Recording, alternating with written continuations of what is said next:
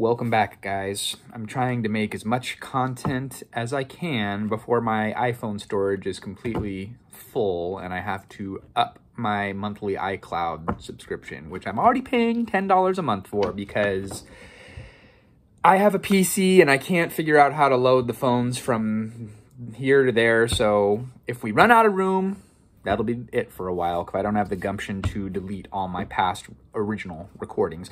So today we are reviewing a VHS that I had seen a blurb that popped up on my social media. It's a 1953 British movie called The Cruel Sea.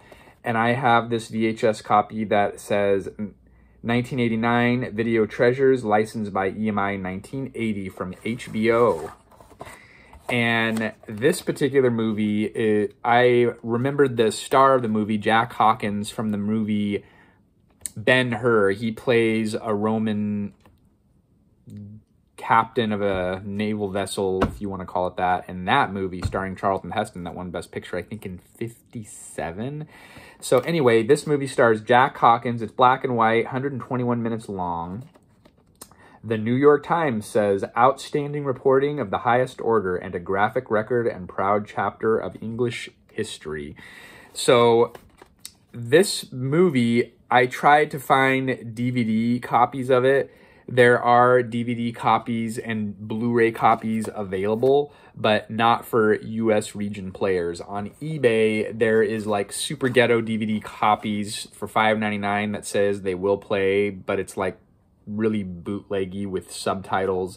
So this one I had been wanting to see, and Providence shined down upon me last week when I was at the thrift shop, and I picked up this copy. Like I said, starring Jack Hawkins and Donald Sinden as First Lieutenant Lockhart. So the Jack Hawkins character plays the naval officer reservist who was like a merchant marine guy, and then when the war breaks out in 1939, he gets called up to active duty to captain this K-49 merchant convoy vessel with the ragtag crew that knew nothing about the Navy. They were all just like civilians prior to the war, didn't really have any naval experience, and he was the most experienced one.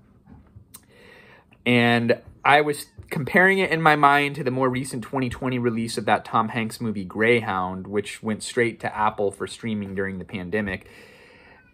That movie was in color, total CGI. This movie was only made a couple of years after the war, so like all the vessels were actual mothballed vessels that the Royal Navy would have used, and so it was pretty authentic in that regard. 4:3 aspect ratio on VHS. Not the best quality. I would like to see a restored quality version, but unfortunately it didn't look like there was any copies available out there in a US player, like I mentioned earlier.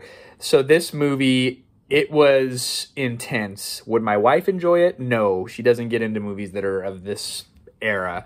And, you know, it's kind of, I don't know if you want to call it a guy's movie because it's a wartime movie. I don't know. But I would highly recommend this movie. It was really good cinematography, really good at not having anything going on but building suspense. They're just like going in the North Atlantic. Are they going to get sunk by Nazi German U-boats? It's just kind of like this whole suspense type situation. I don't want to give away any spoilers to anybody who hasn't seen this film, but it's one of those movies where I went into, it's like, this kind of looks boring. It's old. It's almost 70 years old. It's black and white. But again, the classics are where it's at. If you want a wealth of undiscovered movies, start hitting up your local thrift shop. Pick yourself up a VHS player, and you can get all these random obscure movies that maybe didn't make the cut to be transferred onto DVD for $1 or less, like I did for this. I think I paid 10 cents for this VHS copy, and it's a keeper. I would even try to find a DVD copy to see it, like I said, in restored quality. But this guy, this Jack Hawkins actor, what an intense portrayal, such emotion. Obviously, it's a wartime movie, so, you know, there's a lot of loss of life, and you could just see the emotion from this actor. And he ended up getting throat cancer and had his larynx removed later in his career and died from a hemorrhage from an operation in the early 1970s. He was only like 62 or 63 years old. But what a very powerful British actor. And this movie was actually rated number 75 in the top 100 British movies of all time. So, and it really deserves that ranking. It even kind of started ranking into the US market slightly. It wasn't like a big smash hit here. It was based off of a novel by Nicholas Montserrat that came out in 1951. Apparently the book is much more intense and violent and has much more sad stuff happen than they did for this movie. Okay, really quick side note, that's called a Corvette class ship. And there is a lot of brilliant supporting cast, like it says in the back of the box. And it says here that it's like a documentary style, and it depicts the hardship and loneliness of people on the sea. So you see a lot of people getting Dear John letters is like the very beginning of the movie. They're like, oh, 1939, this skirmish will be over in a couple of weeks with the Germans. 5 years later, 6 years later, the war's still going on and finally coming to a close, and everybody's lives are different, whether they lost a friend out in battle on the sea or, you know, their family life fell apart. I would just highly recommend this movie once again. My rating for The Cruel Sea, a very rare 5 out of 5. And it truly deserves that. This movie is a classic. I don't know why more people don't talk about this, or why there's not like a remastered release for more markets, and it's all kind of like bootleggy type of stuff out there, or non-US regions. It is very British. Sometimes I'm like listening, it's like, man, there's like these intense scenes going on, and they're so proper and so like astute.